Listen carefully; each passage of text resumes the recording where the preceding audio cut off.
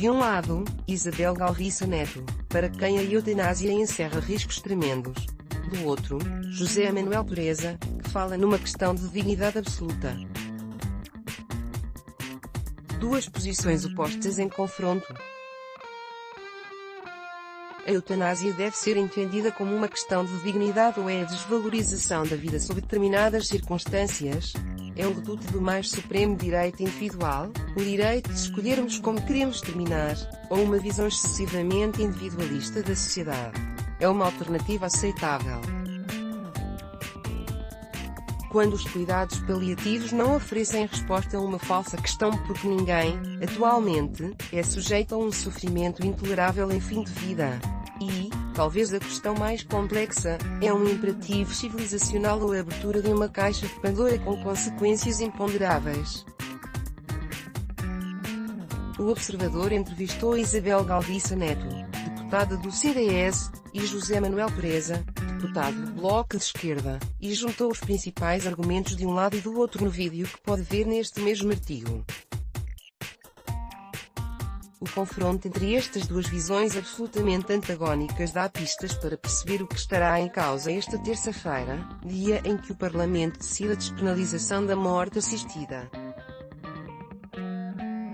Esta ideia de que é o ato de matar alguém que confere dignidade à morte é uma ideia que é falsa porque a dignidade é um valor intrínseco à vida humana.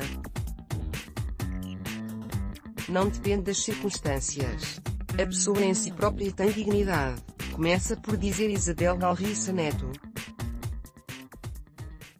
É esta a posição de princípio da deputada do CDS, extensível, aliás, a todos os que condenam a despenalização da eutanásia. Para a democrata cristã, uma ideia desta natureza é muito perigosa, porque impõe uma premissa intolerável. Daqui em diante, diz Galriça Neto, passaremos a ter vidas mais dignas do que outras. José Manuel Pureza não podia discordar mais. Para o deputado do Bloco de Esquerda, o que está verdadeiramente em causa nesta discussão é oferecer a um doente uma resposta legalmente enquadrada perante patamares de sofrimento que o desfiguram aos seus próprios olhos, que o humilham aos seus próprios olhos, que o violam na dignidade que exige para si próprio. É perfeitamente exigível que, em circunstâncias muito específicas, se dê este passo, argumenta o bloquista.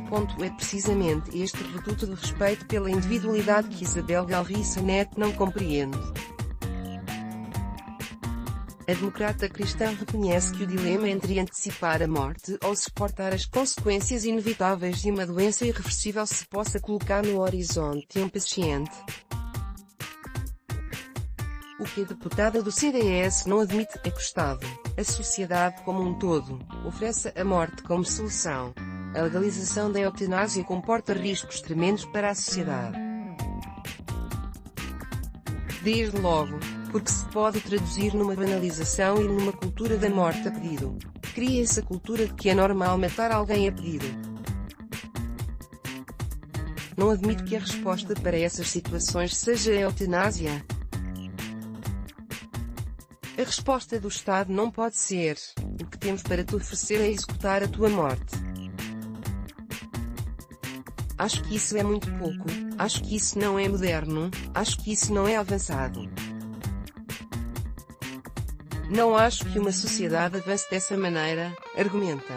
A legalização da eutanásia comporta riscos tremendos para a sociedade. Desde logo, porque se pode traduzir numa banalização e numa cultura da morte a pedido. Cria-se a cultura de que é normal matar alguém a pedido. Isabel Galriça Neto. José Manuel Pureza não aceita sequer considerar o conceito de banalização da morte ou a hipótese de que se esteja a alimentar uma qualquer cultura de morte a pedido. Contrapõe com o que são as experiências documentadas em países que avançaram nesse sentido, ao contrário do que sugere Galriça Neto, assegura o bloquista, a morte assistida tem funcionado como um fator de tranquilidade para doentes e familiares.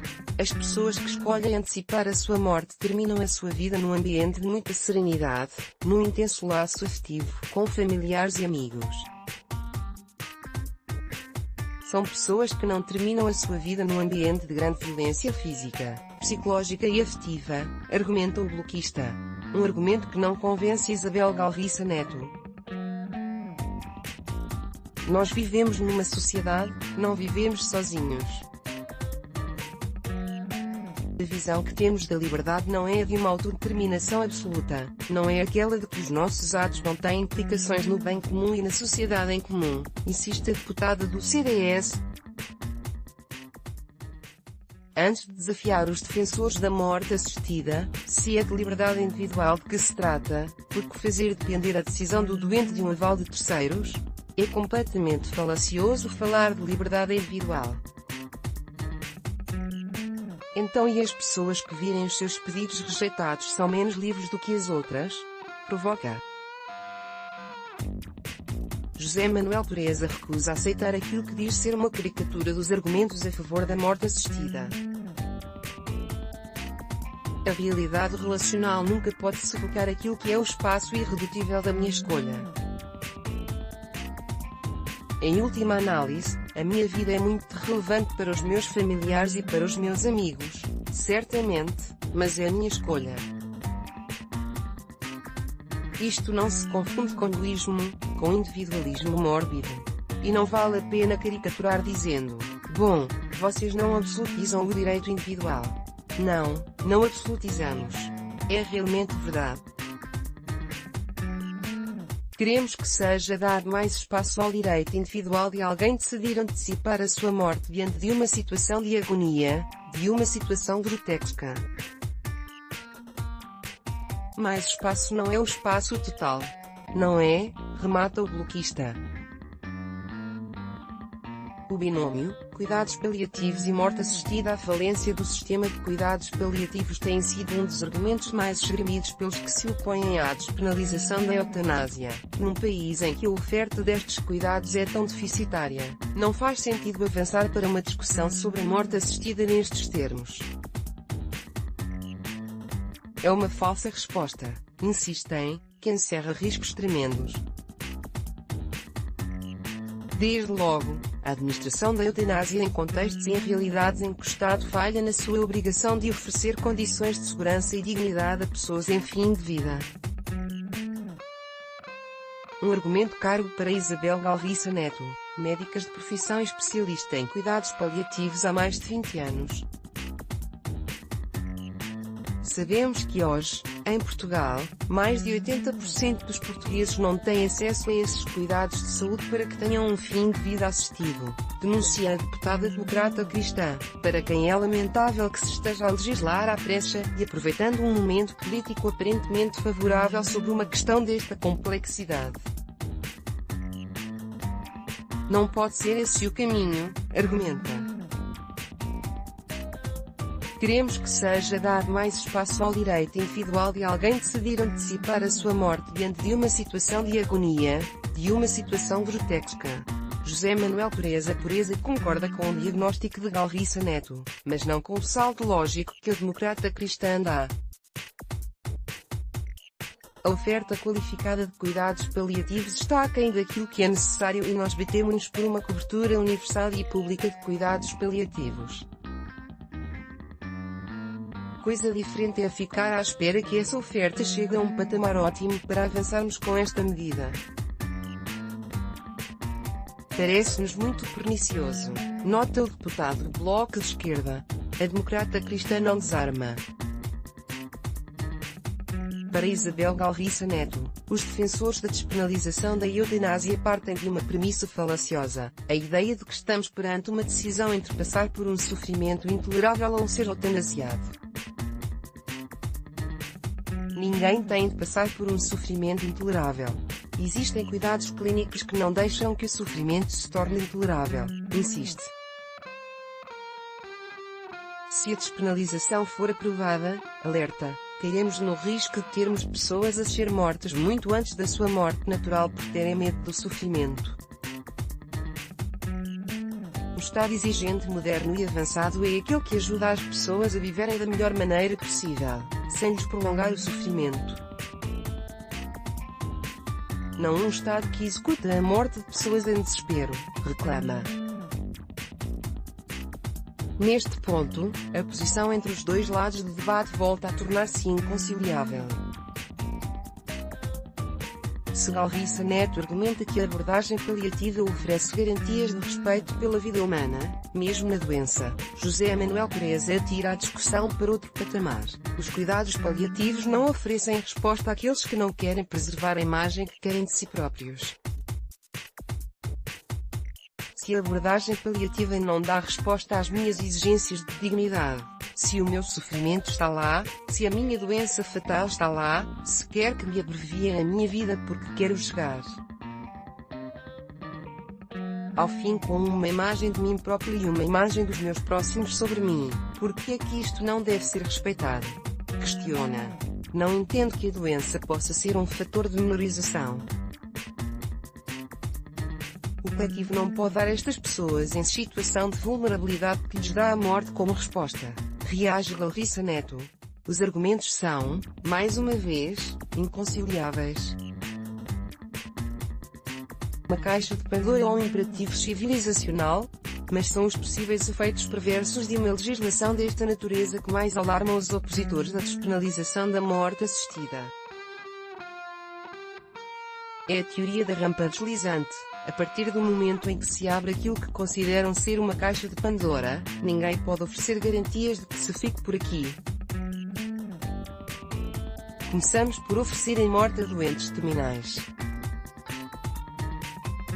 E depois, pessoas que sofrem de demência, pessoas portadoras de deficiência, pessoas que estão cansadas de viver ou com depressões profundas. A partir do momento em que se acha que o sofrimento é uma razão legítima para acabar com a vida de alguém, o que temos visto é que as razões desse sofrimento se vão ampliando e ampliando. Começamos com uma ideia de excepcionalidade para depois discutirmos casos que não têm nada a ver com isso.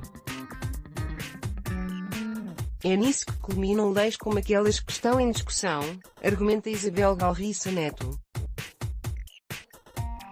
O Estado exigente, moderno e avançado é aquele que ajuda as pessoas a viverem da melhor maneira possível, sem lhes prolongar o sofrimento. Não um Estado que executa a morte de pessoas em desespero. Isabel Galriça Neto, a deputada do CDS, socorre-se depois do caso holandês, que avançou com a despenalização da morte assistida. As promessas foram muitas. Garantiam que havia salvaguardas, que se tratava de uma situação de excepcionalidade. Pergunto-me, 6.500 casos por ano são casos excepcionais? 20 casos por dia são casos excepcionais? É esta a realidade da Holanda. Isto não é um alerta para o legislador? O Parlamento português deve encher-se de autossuficiência e soberba e achar que pode fazer diferente? Interroga Galriça Neto. Argumentos que não fazem sentido para José Manuel Pureza. O bloquista considera que os deputados portugueses, neste caso, não podem demitir-se da sua função de legislar mesmo perante os fantasmas agitados pelos adversários da despenalização da morte assistida. Até porque, denuncia o bloquista, o ponto de partida da legislação portuguesa não pode nem deve ser comparado com o ponto de partida da legislação holandesa ou belga, por exemplo. O próprio universo de previsão das leis belga e holandesa era já bastante mais amplo. O universo de previsão não blindava, como a nossa blinda, determinados casos, salvaguarda. Além disso, continua o bloquista, o imobilismo nunca pode ser solução. Qual é a resposta que se dá a essa ameaças de potencial desvario? É a paralisação? É não legislar? É continuarmos a esquecer a vontade de tantas pessoas de anteciparem a sua morte para que a sua dignidade continue a ser desrespeitada? Não. A resposta deve ser legislar com rigor, racionalidade e razoabilidade, sublinha. Temos de ser claros, estamos a falar de situações de degradação física muito para lá daquilo que possamos conceber, de uma realidade de sofrimento atroz.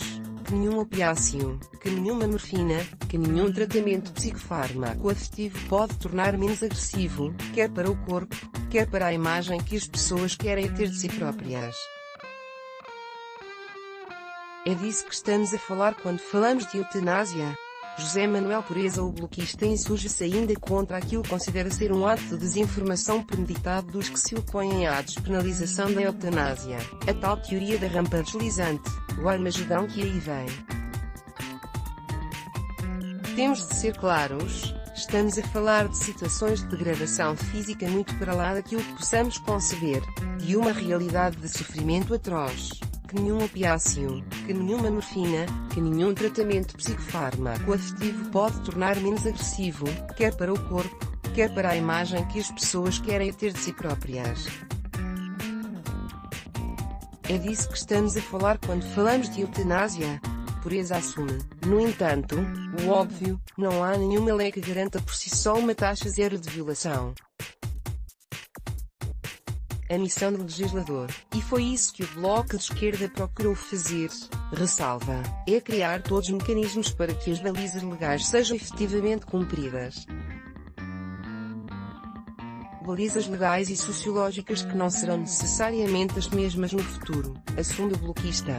Não faço a ideia de qual será o consenso social daqui a algum tempo. Ninguém sabe. O que sabemos é que agora, quando estamos a legislar, queremos ser absolutamente rigorosos, remata José Manuel Pureza.